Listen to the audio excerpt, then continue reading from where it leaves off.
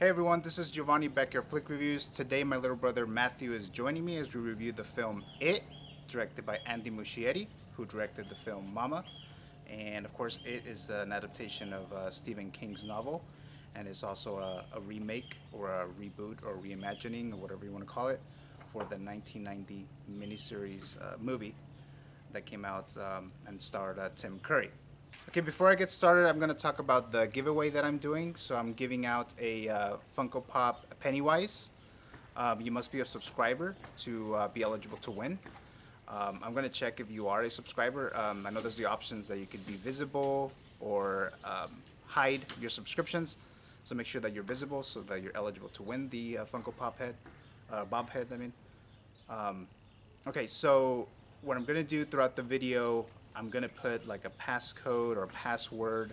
It could be any time during the video. It could be right after this. It could be in the middle of the review. It could be towards the very end of the video, but I'm going to put a password. So make sure you write down that password, and then you could email it or message me to my Instagram, BackYard Flicks, or you could email it to backyard_pictures at yahoo.com. So again, that's BackYard Flicks for Instagram if you want to message me that way with the password. And you can email it, or you can email it to backyard_pictures at yahoo.com. Make sure you put what your name is in your YouTube channel so that I know who you are and I can find it on the subscriptions list. Okay, so for right now, subscribers that are in the U.S. are the only ones that I'm going to be able to give this prize to. Maybe later on I'll be able to do international, like if you're a subscriber from another country. I don't think there really is any right now, but if there is now or in the future, at the moment, I won't be doing that as far as giving a prize to another country. So it's only within the U.S. Once you do give me the password, the passcode that you saw on the video, and then you want to redeem your prize, if you're the first one to do that, then obviously you're going to be the winner. As far as you mailing or give me your mailing address, it could be a P.O. box.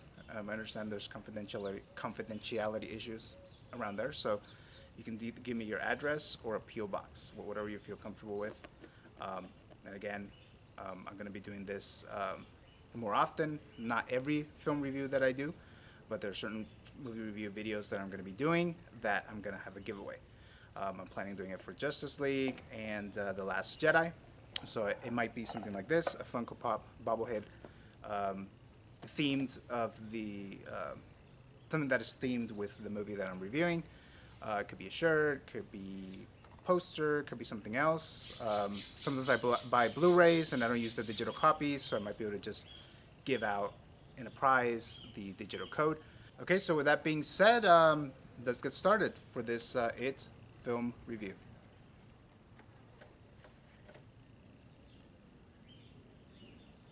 There's no helium.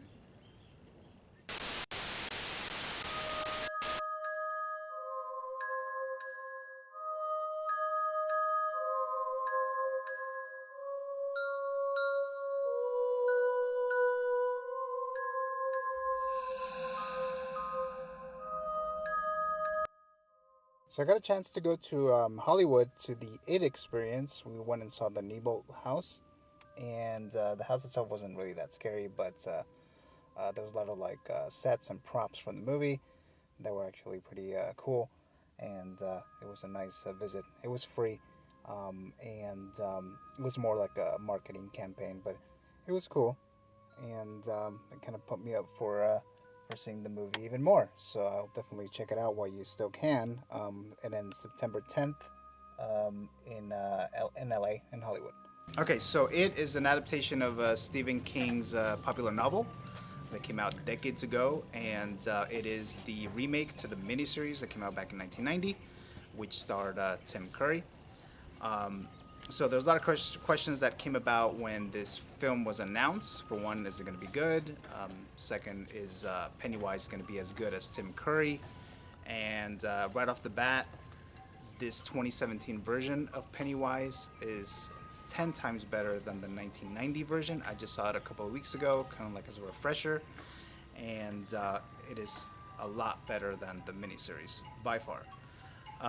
as far as Pennywise, Bill Skarsgård definitely does an amazing, creepy, scary version of Pennywise.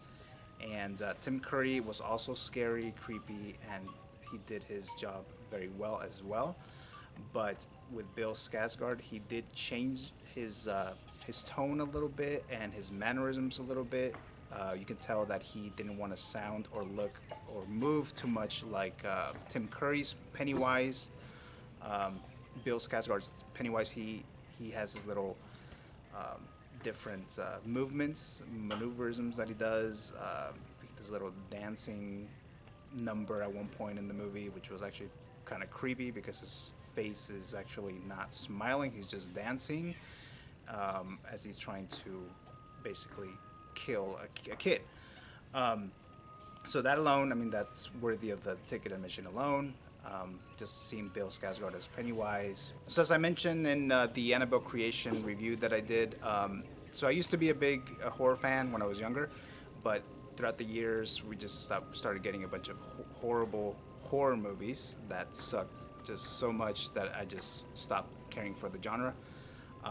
This year we've had Annabelle creation, which I really liked, and then we have this movie, which I enjoyed even more than that version. So it is definitely my top horror movie of the year so far, even though I haven't seen that many this year, and there's still more horror movies to come. So I thoroughly enjoyed the new version of it.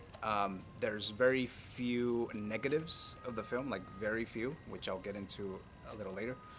But there's a lot more good in the film than there's bad.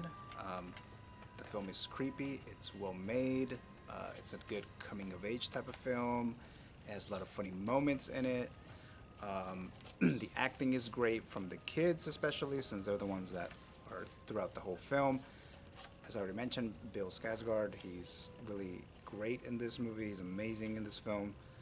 Um, but so this is me as a an adult male here. So you, Matthew, as a kid, and the kid who is the same age as the kids in the movie, what did you think about this film, and did you like it?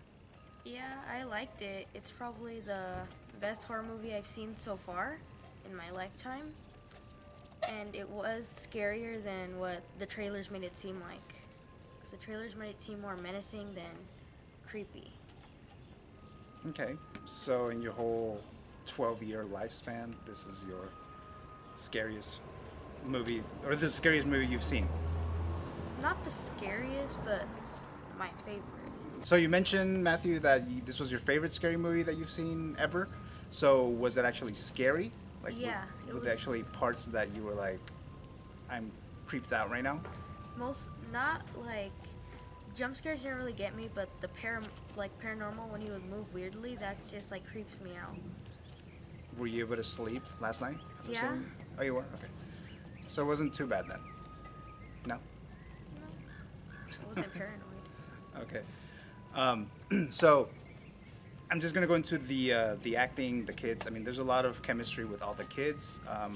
All of the acting was actually really good, considering that it's a bunch of children who are like 10 to 13 years old.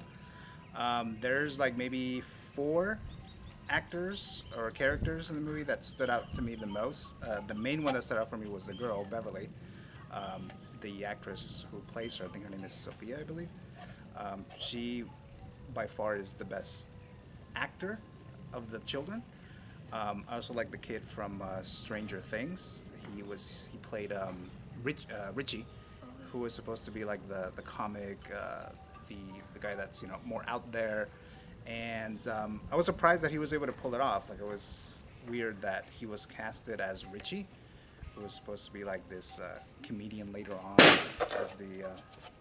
So I was surprised that this actor was able to portray this character that later on becomes this big comic as an adult in the story.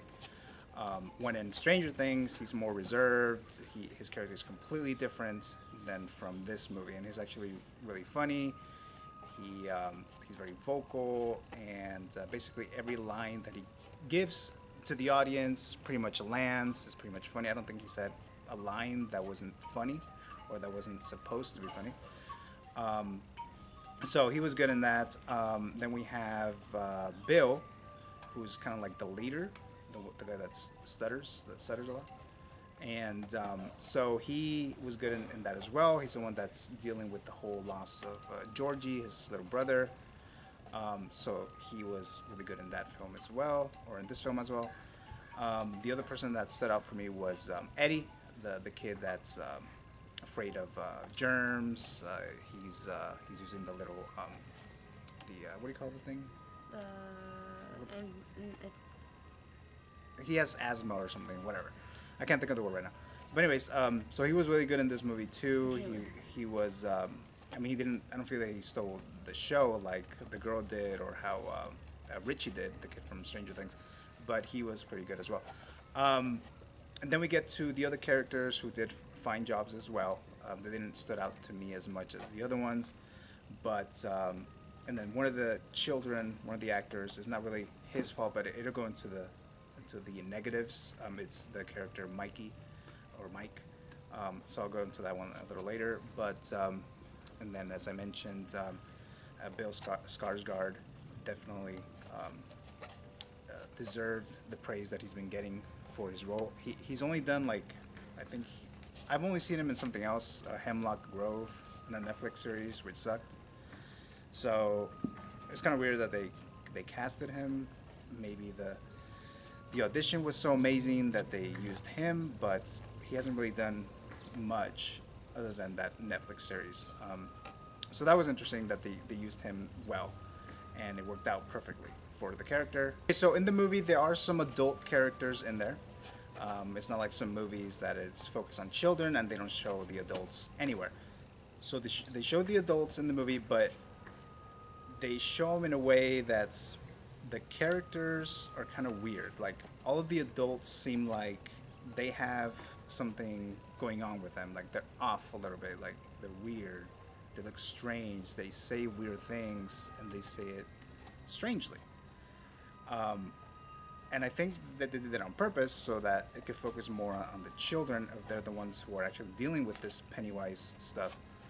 And the children seem like they're the ones who are actually logical and who are the focus, and the other ones that are actually getting things done. And then the adults are kind of like the children in a way, because they just come off so useless. All the child actors were really good.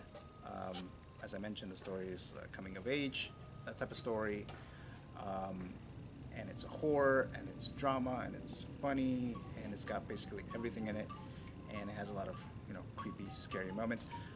I personally, it's really hard for me to get scared in a movie. If a film could creep me out, then it pretty much succeeded, and this film definitely creeped me out a few times. And then there's also the question that, did they show Pennywise pretty much in the trailer? Like, all the parts with Pennywise are all in the trailer? And no, there's a lot more Pennywise in the film, a lot more stuff that they do not show in the trailer, and that it's a lot more, it's more creepy, it's scarier in the film. And the other thing that the director or the filmmakers did in this movie is that they don't shy away from violence against children.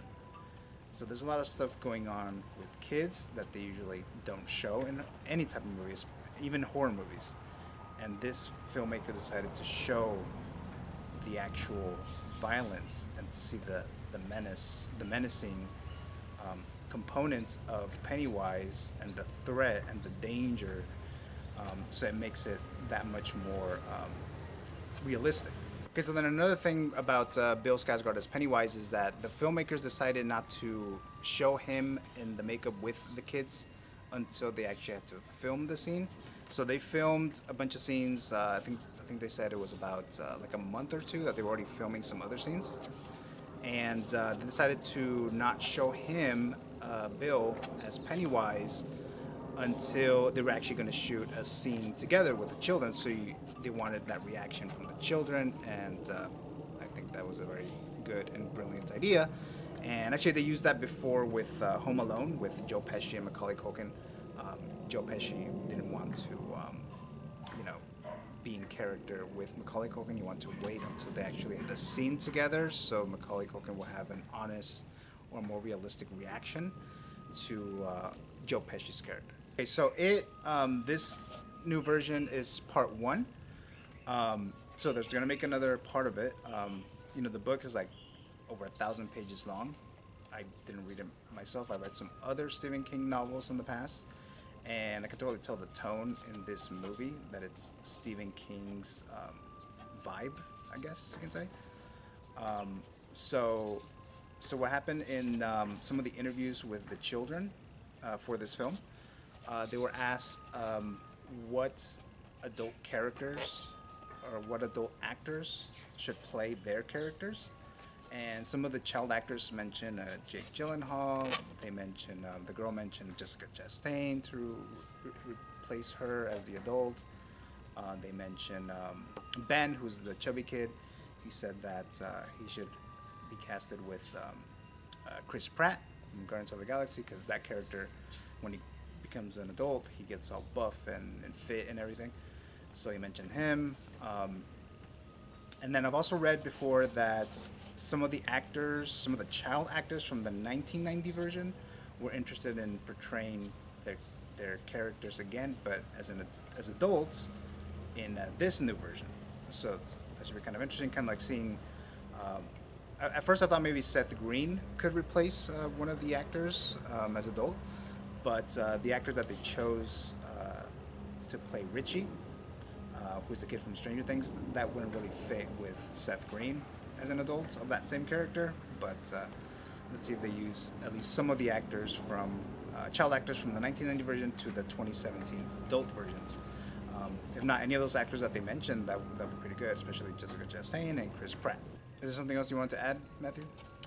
Yeah, because Georgie and Billy, they like in other movies, the siblings always like hate each other. They fight, and then like they have like a really bad fight, and then one of them ends up dying or something.